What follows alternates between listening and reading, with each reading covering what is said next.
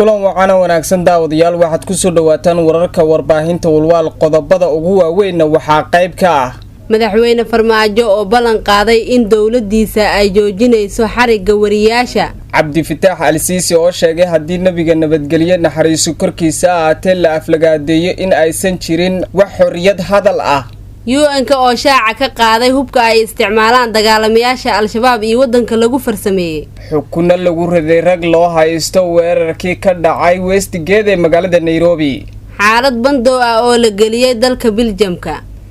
dhulgariir qasaare geystay oo ku dhuftay Turkiga iyo Greega madaxweynihii hore oo guul ka soo hooyay doorasho ka dhacday dalka Tansaaniya intaasina daawadayaal waxay ayaan qodobadii ugu waaweynaa xilligan uu idin hayay walwal markana waxaad ku soo dhawaataan warkaas oo intaas ka faahfaahsan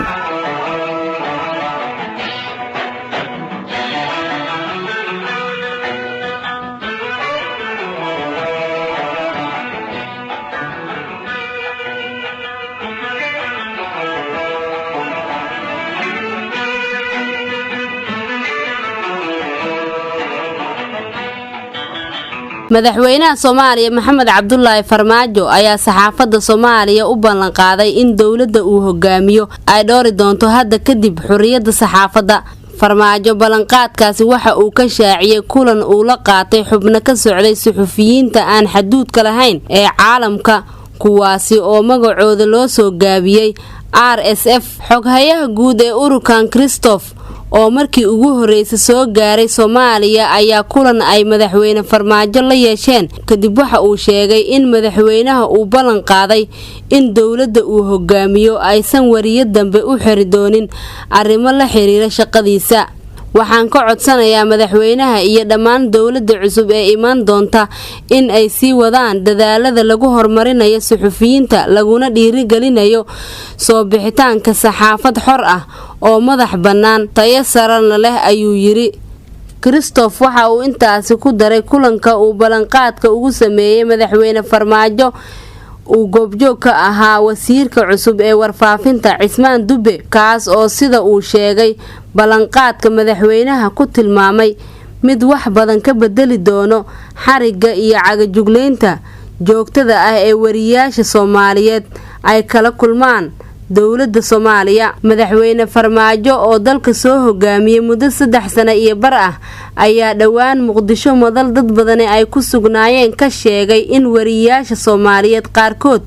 ay macquul tahay in ay xiriir la leeyihiin Al-Shabaab kadib markii wax laga weydiiyay sababaha ay dawladdiisa caburinta joogtada ah ugu hayso markii loo eegay caburinta saxaafadda Soomaaliyeed ay dareentay inta uu talada hayay madaxweyne Farmaajo hadalkiisii waxa uu daaha ka rogay in xukuumaddiisa ay aad u dhibsanayso xurriyad hadalka iyo tabinta wararka madaxa bannaan warbaahinta Soomaalida sida ay qabaan ururada ay ku bahoobeen warbaahinta madaxa bannaan ee Soomaaliyeed carada laga muujiyay hadaladii meel ka dhaca ku ahaa nabigeena nabadgelyo naxariiso korkiisa aatee uu jeediyay madaxweynaha Faransiiska ayaa cirka isku sii shareertay isbuucan qaar ka mid ah hogaamiyaasha dalalka Islaamka ayaa ka mid ah malaayiinta qof ee ka falceliyay arintaasi uu sameeyay madaxweynaha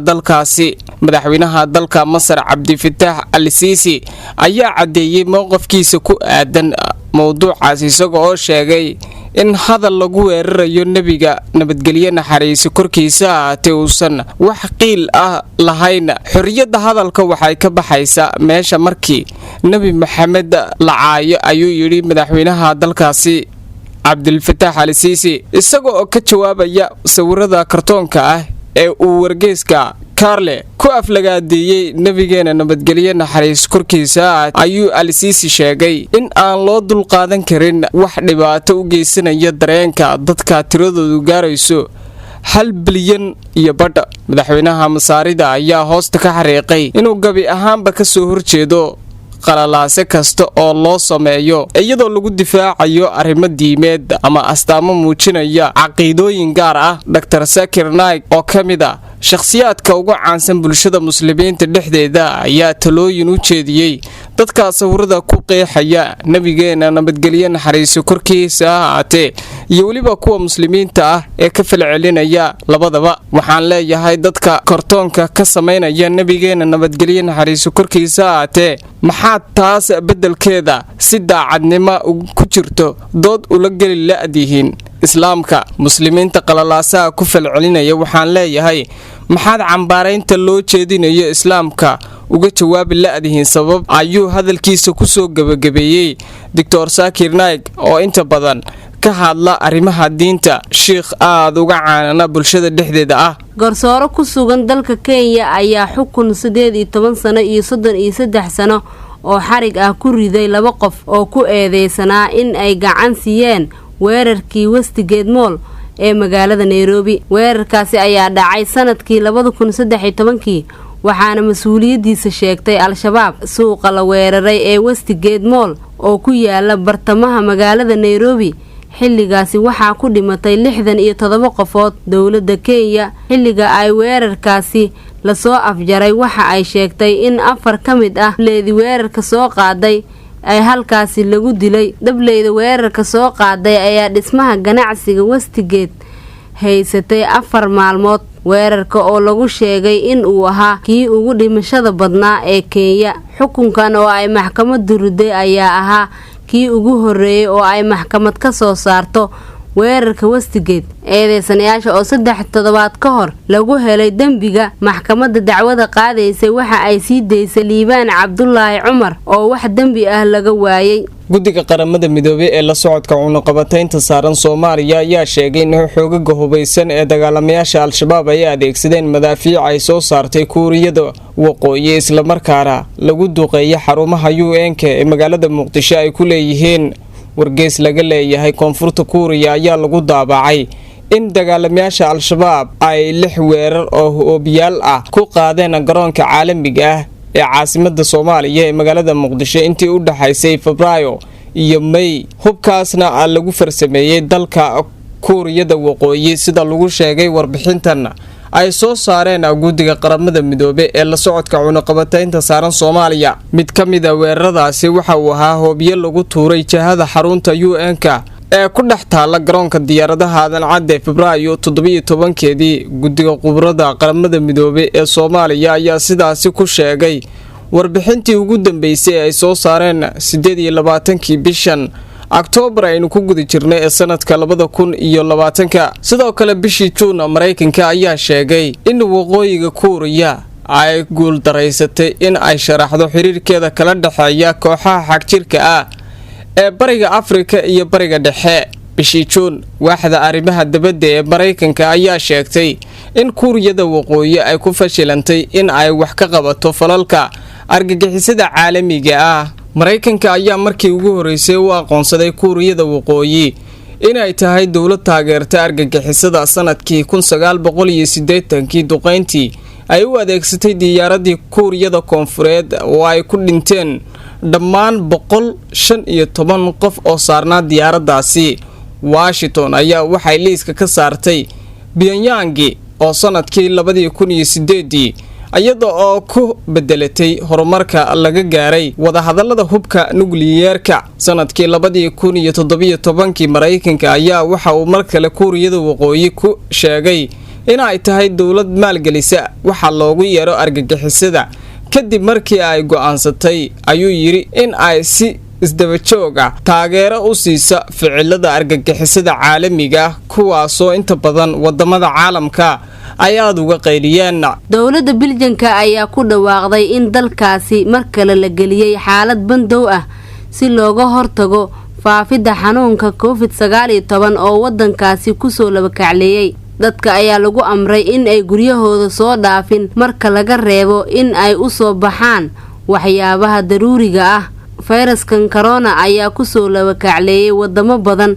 oo dunida ka mid ah, gaar ahaan kuwa dalalka qaaradda Yurub. Dowladda Belgian ayaa sheegtay in xayiraadaha cusub ee looga gol leeyahay sidii looga hortagi lahaa xanuunka ku faafaya dalka. Madogle ayaa ku dhuftay badda ay wadaagaan Greega iyo Turkiga, waxaana dhul gariirkaasi laga dareemay dalalka Greega iyo Turkiga, halkaasoo dhismayaasha qaar ay ku dumeen gobolka xeebta ku yaala ee Izmir, iyadoo wasiir ka tirsan dowladda uu sheegay in dadka ay ku xayiran yihiin burburkaasi. Dhulgariirkan oo cabirkiisa lagu qiyaasay 6.6 ayaa laga dareemay labada wadanba, sida ay sheegeen saraakiisha hay'adaha caalamiga ah ee ilaaliya masiibooyinka dabiiciga ah iyo dadka deegaanku. Dhulgariirkan ayaa sida la xaqiijiyay waxa uu sababay dhimasho iyo dhaawac, waxaana dumay in ka badan 20 cimaaradood. ugu yaraan 6 ruux ayaa geeriyootay halka 200 oo qof oo kale ay dhaawacmeen, sida ay shaacisay hay'adda maareynta iyo masiibooyinka ee dalka Turkiga. Wasiirka deegaanka ee dalka Turkiga ayaa sheegay in dad badan ay ku xaniban yihiin ilaa iyo 5 dhismo oo ku dumay dhulgariirka, waxaana intaasi uu ku daray in kooxaha gurmadka degdega ay ku howlan yihiin sidii dadkaasi loo soo badbaadin lahaa. Madaxweynaha dalka Tansaaniya ayaa mar kale ku guuleystay doorasho ka dhacday dalkaasi. Xisbiga mucaaradka wadanka Tansaaniya ayaa ka soo horjeestay doorashada, iyaga oo sheegay in ay tahay mid lagu shubtay. Guddiga qaran ee doorashooyinka ayaa dhankooda wax kama jiraan ku tilmaamay in doorashada lagu shubtay. Sidoo kale guddiga ayaa sheegay in madaxweynaha uu ka helay 84% doorashadii dhacday, halka hogaamiyaha mucaaradka uu helay 13%. Safaaradda Mareykanka ee magaalada Dar es Salaam ayaa dhankeeda walaac ka muujisay doorashadii ka dhacday dalkaasi, iyada oo sheegtay in ay wiiqayso rajadii laga lahaa dimuqraadiyadda. Guud ahaan daawadayaal, warkii aad kala socoteen warbaahinta Walwal waa naga intaan warkiisa kulmi doono sidaas iyo amaana Allah.